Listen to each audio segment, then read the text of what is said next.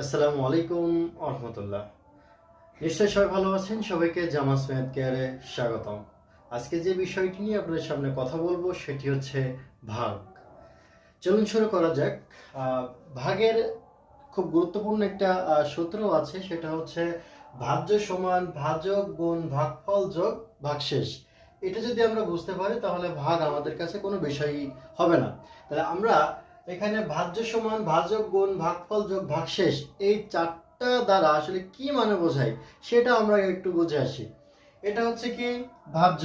তাহলে ভাজ্য মানে হচ্ছে যাকে ভাগ করা হয়, যাকে ভাগ করা হয় সে হচ্ছে ভাজ্য।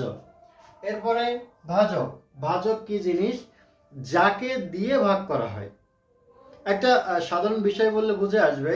আমরা যাকে খাই সেটাকে বলি খাদ্য। তাহলে যে খায় সে কি? খাদক। তাহলে এখানে সেটা একই জিনিস। যাকে ভাগ করা হয় তাকে বলা হয় ভাজ্য, এবং যাকে দিয়ে ভাগ করা হয় সেটাকে বলা হয় ভাজক। এখন ভাগফল কি জিনিস? আমরা ভাজ্যকে যখন ভাজক দিয়ে ভাগ করব তখন যে ফলটা পাওয়া যাবে সেটা হচ্ছে ভাগফল। এবং অনেক ক্ষেত্রে দেখা যায় যে কিছু অবশিষ্ট থাকে। যদি কোনো কিছু অবশিষ্ট না থাকে সেক্ষেত্রে শূন্য হয় ভাগশেষ। আর দেখা যায় যেটা একেবারে শেষে থেকে যায়, অবশিষ্ট কিছু থাকে, সেটাকে বলা হয় ভাগশেষ। আমরা অঙ্ক করার সময় সেটা আরো বেশি ক্লিয়ার হবো। আমি এখন দেখেন দুইটা ভাগ লিখছি, এখানে দুইটা ভাগ আপনাদের করে দেখাবো। সেটা হচ্ছে যে আমরা একটা লিখছি যে এক অঙ্ক ভাজক দিয়ে এবং দুই অঙ্ক ভাজক দিয়ে আমরা আজকে ভাগ শিখবো।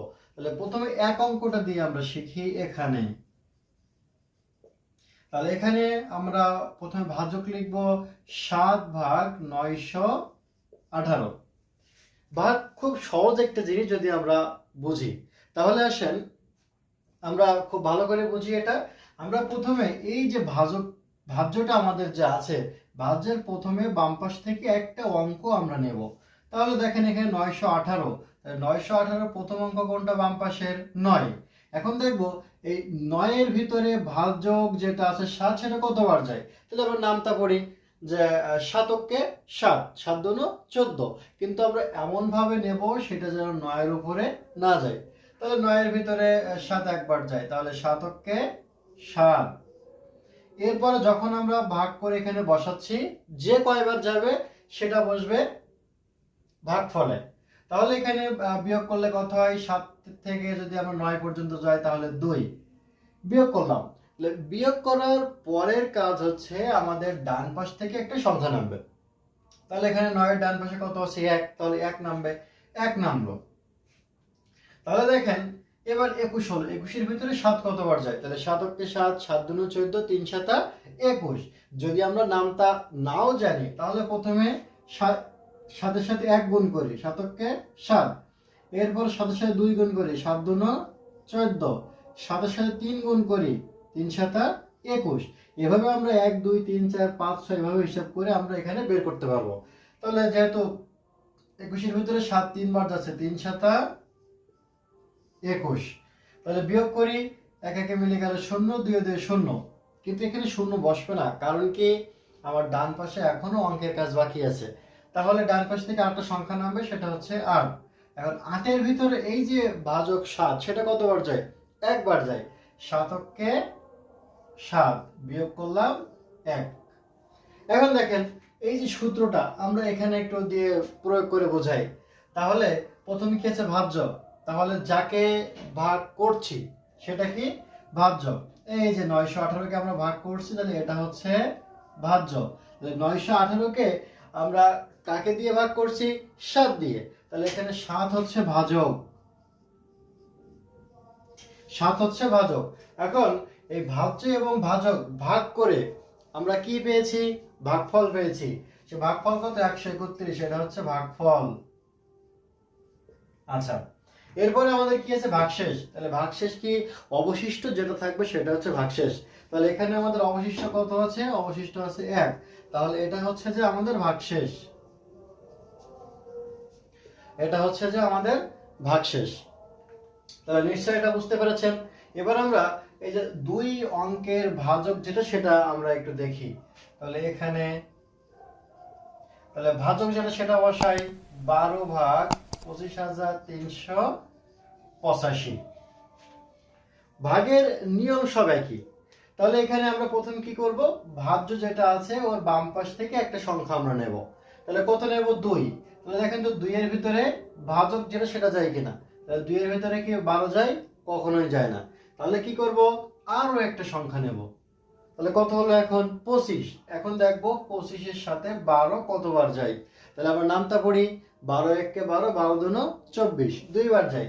তাহলে এই যে 12 যে কয়বার যাবে সেটা ভাগফলে বসবে, বাকিটা আমার যেটা আমরা হিসাবটা নিয়েছি তার নিচে বসবে। তাহলে 12 দুনো 24। যখন আমরা এখানে হিসাব করে বসাবো সাথে সাথে কাজ হচ্ছে বিয়োগ করা। তাহলে বিয়োগ করি, 4 এর সাথে কত দিলে 5 হয় 1, এখানে 2 দিয়ে মিলে গেলে 0 বসবে না। আচ্ছা, এরপরে কাজ কি, ডান পাশ থেকে একটা সংখ্যা আমরা নামাবো। কত নামবে, 3।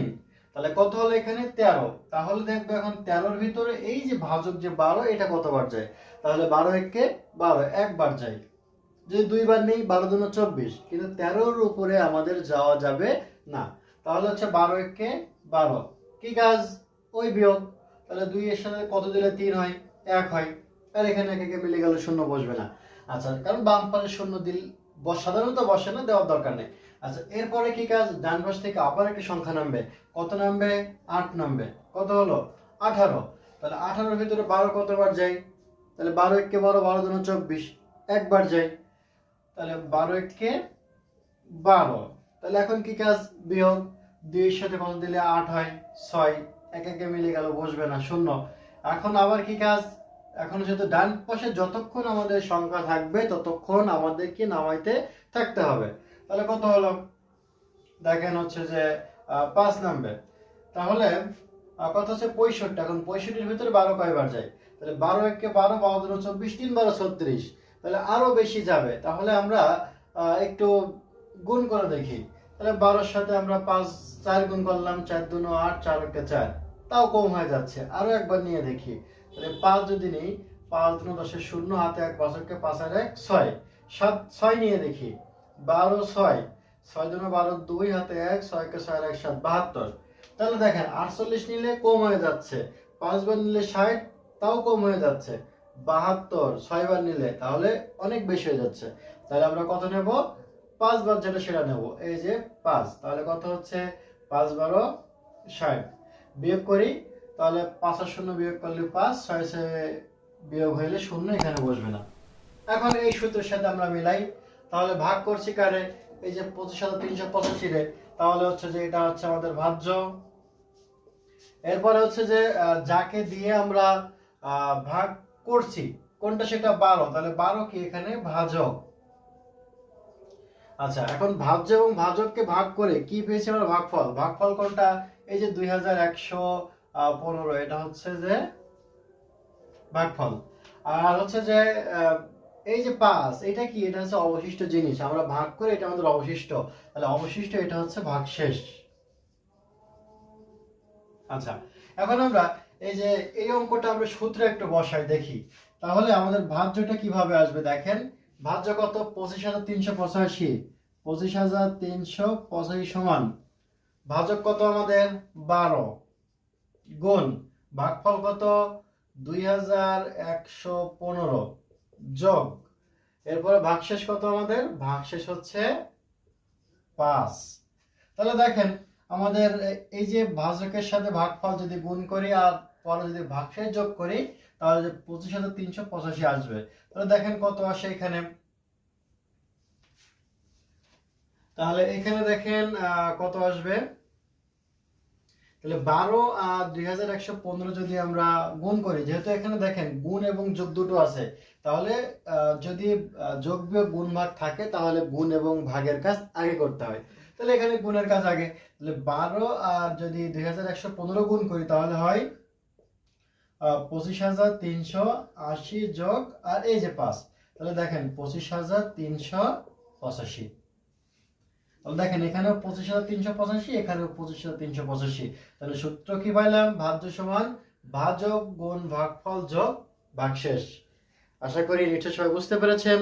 তো আজকে এ পর্যন্তই। সবাই ভালো থাকবেন। আসসালামু আলাইকুম ওয়া রাহমাতুল্লাহ।